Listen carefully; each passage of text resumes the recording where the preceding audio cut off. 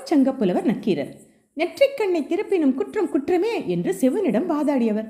பொற்றாமரை குளத்திலிருந்து மீண்டு வந்த நக்கீரர் தல யாத்திரை சென்று சிவதரிசனம் செய்து வந்தார். அப்படி ஒரு நாளில் சிவபூஜை செய்து கொண்டிருந்த போது அருகில் இருந்த ஒரு மரத்திலிருந்து ஒரு இலை பறந்து வந்து ஒரு பாதி நீரிலும் மறுபாதி நிலத்திலும் விழுந்தது.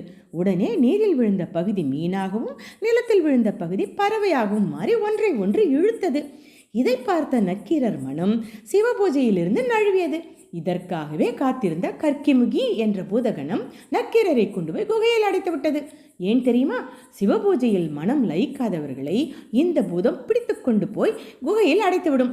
1000 பேர் சேர்ந்ததும் அவர்களை விழுங்கிவிடும். அங்கே ஏற்கனவே 999 பேர் இருந்தார்கள்.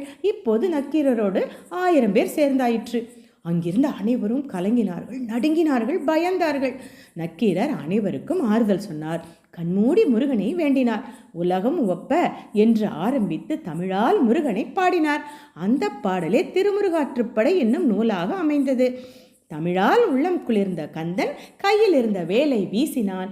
அந்த வேல் குகையை பிளந்தது, பூதத்தை வதைத்தது, அனைவரையும் விடுதலை செய்தது.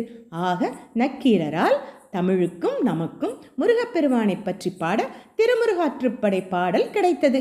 ஐயனே போற்றி, ஆறுமுகனே போற்றி.